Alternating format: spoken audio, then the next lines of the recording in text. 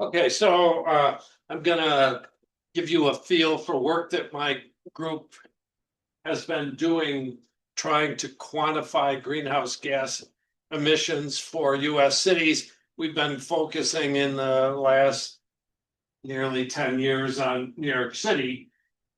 So this is our laboratory, the Airborne Laboratory for Atmospheric Research, with which we try to do good science, hopefully, and have fun while we're doing that. It's a really important objective. Everything we do takes a village of collaborators from a variety of universities. Right now, it's mostly Columbia and people who have been fired from NIST for believing in climate change. But they're still out there doing work. So here's the context of why it's important to do this. This is 5-year running mean of global average surface temperature, about 1.3 Celsius in the last 100+ years or so. As Minghao would tell you, if you keep going in this direction, various outcomes will be annoying.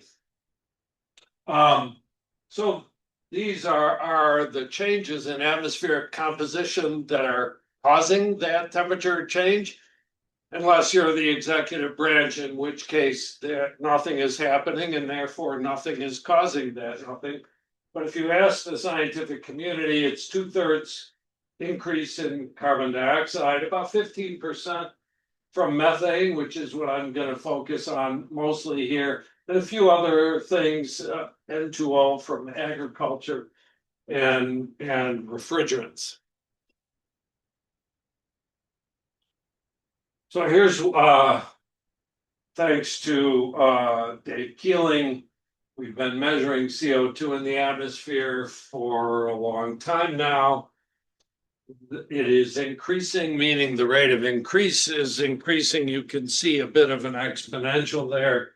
So this is from measurements at Mauna Loa. The annual increase in CO2 in ppm is currently about 340 ppm. So we are, in light of everything we know, we have decided, especially here in the United States, we would like to emit CO2 faster. Here's what it looks like for methane, 1.9 ppm or so. Except for this, what they call a hiatus in the Audis, it has been increasing, meaning the emissions are increasing faster than the sinks. If again you look at the annual increase in methane, an interesting thing is in the hiatus, it was a couple of years negative. Its lifetime is about 10 years. And so if we decrease the emissions for methane, you can see the atmosphere respond. Since that time, it has been increasing, maybe with a little bit of feedback from bacteria in wetlands whose emissions are temperature dependent.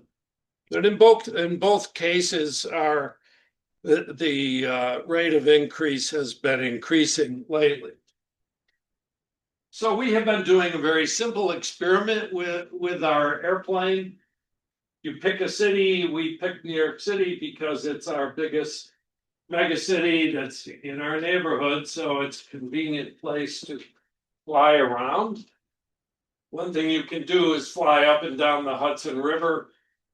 In this talk, I'm going to talk a little bit about data from cases where we had easterly winds, which happens maybe 10% of the time. So the blue line here is the flight track color-coded by carbon dioxide measurements from the airplane, and these are the wind vectors, so that was the wind direction. So if you're flying up the Hudson River, you see all the outflow.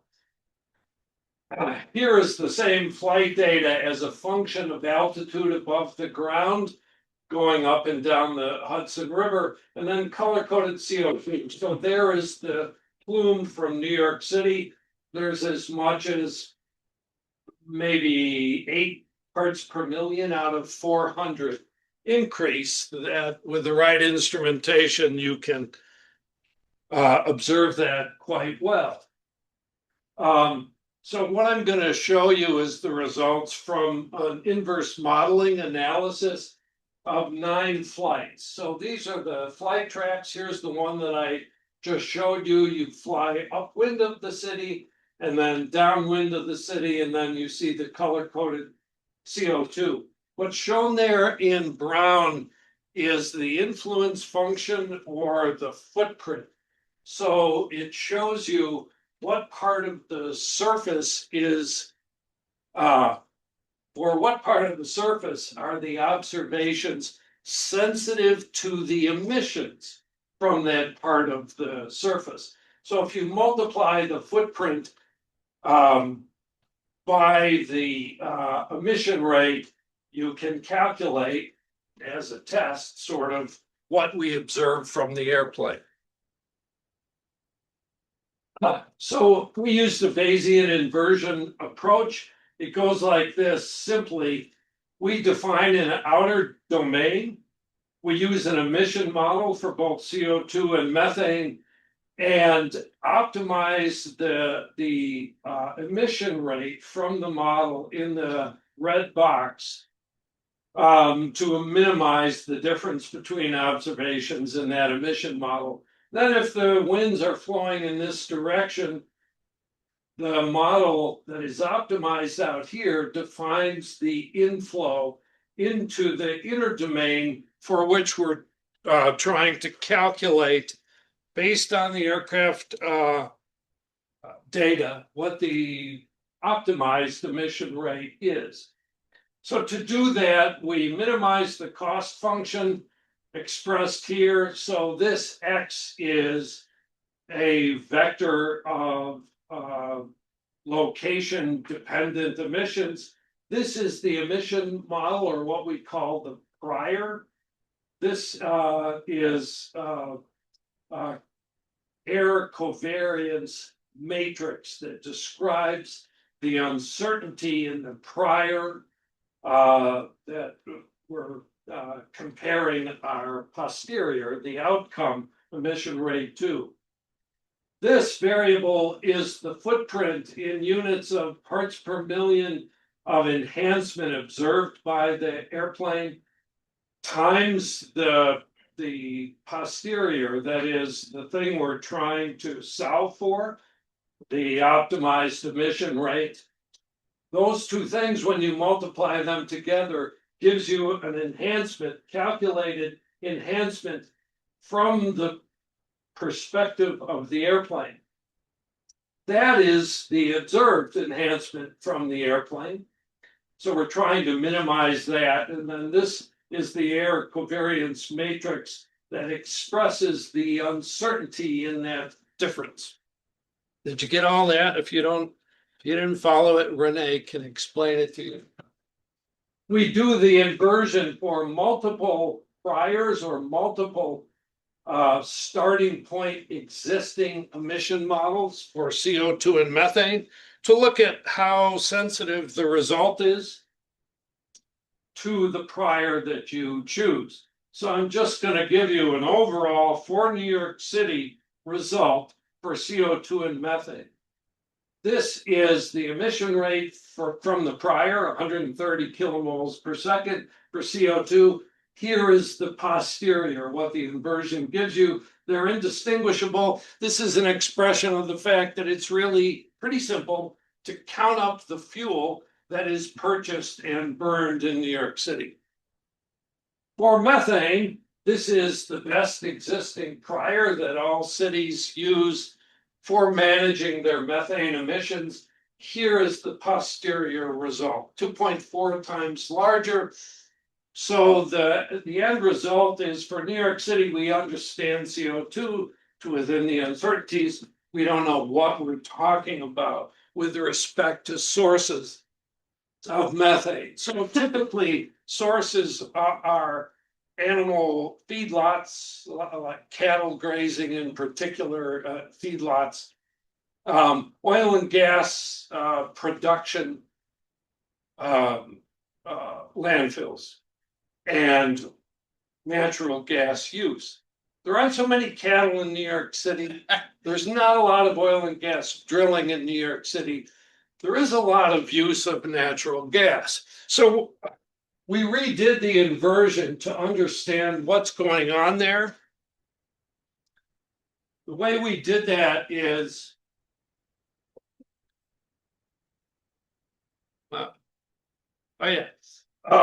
we created a new model that separated out. So this is 4 different nearly identical models of the methane emission. Up here, this is all natural gas related. This is non-natural gas like landfills and wastewater treatment are the important ones. We did the Bayesian optimization for just the natural gas part and also just the non-natural gas part in order to estimate the fraction of the emissions in New York City that come from natural gas. So this is for 9 flights. There's a fair amount of variability that comes from the fact that the footprints are different. We're sampling in a different way with the airplane depending on the wind direction. This was the prior fraction of the emissions that come from natural gas. That's the posterior, it's 0.71. So what we know is that the original EPA model had no emissions of natural gas from the distribution network.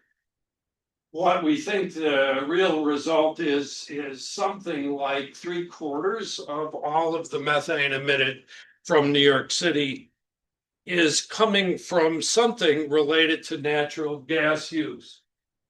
We still came up short with this optimized, further optimized model. This is a plot of spatially resolved, not very high resolution, but the difference between the posterior and the prior. So it is focused on Manhattan, and we know that 3/4 of that is from some use of natural gas. So it's some combination of 10,000 leaks that are underground. Or it could be old boilers for all the community boilers that are not in good shape. And when they turn, they cycle on and cycle off. You have moments of incomplete combustion. There's no way to figure that out unless you go to those boilers and sample them. And that's what we're starting to do in collaboration with Columbia. We're building a network of observations from towers around New York City, Staten Island, all 5 boroughs, and also right there on Governor's Island. So Stony Brook has led the creation of the Governor's Island Environmental Observatory, which is another word for we have a tower on this island. And there's an opportunity there to connect air quality observations with the process of decreasing our natural gas emissions. And that's it.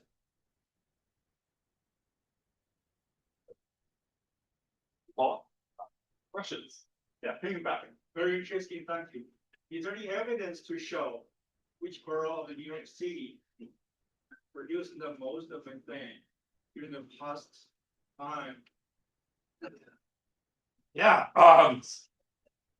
the inversion results, the optimized inversion does the best essentially when you increase the emission rate from Manhattan.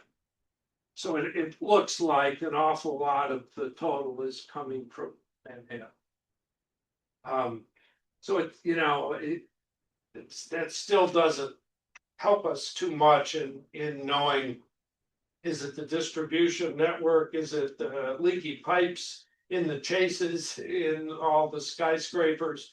Is it the boiler that is old and no one wants to replace it and it's doing incomplete combustion? If you light a natural gas flame do nothing else. You don't mix the air, you don't mix with the fuel. It tends to be 99.9% converted to CO2. And it's really hard to not burn a fuel like that unless you started flowing and wait a while and then turn on your igniter. So it could be related to the end use hardware, the way that it is doing combustion. But it's a hell of a lot of, it's like, 200 moles per second, if you like those units that we're missing. A lot of methane and New York City is very typical city. Yes. Can't you just go to some boilers and make some measurements? Yes. Never been done. It has been done by our colleagues at Brookhaven. For boilers that you buy that are the same model, like you can buy an 80-year-old model boiler. And take it to the lab at Brookhaven and look at how it cycles on and off it, what the sporadic composition of the exhaust is. That's not the same as going to the building. So New York City owns something like 5,000 buildings, and they have given us access to 2. So Better than none. we will increase the amount of data for real boilers by infinity. Starting next year. And we'll be 2. Yeah, Bob. I'm curious as to what proportion of CO2 emission actually derives from burning the methane and whether see that isotopically or not in the CO2 patterns. That's a really good question. So some of the sources of methane are biogenic, and some of them are thermogenic, and so they should be significantly different. And I think that's being done by the group in Columbia. The other thing that we've been doing is that natural gas is typically 2 to 5% ethane. None of the biogenic sources, wastewater treatment or landfills, bacteria don't emit methane, they only emit methane. So if you know the composition of the natural gas coming into the city, if there was no biogenic source, it would flow out of the city at that same ratio. If there are biogenic sources, it would get diluted. So we've done that, and it looks like it's all natural gas. But the C13, Del C13 should tell you maybe a little bit about, does it look like wastewater treatment or does it look like landfills? I'm not sure that the isotopic signal there is big enough, but I'll look into it. Well, thank you, Paul. Let's give him a round of applause.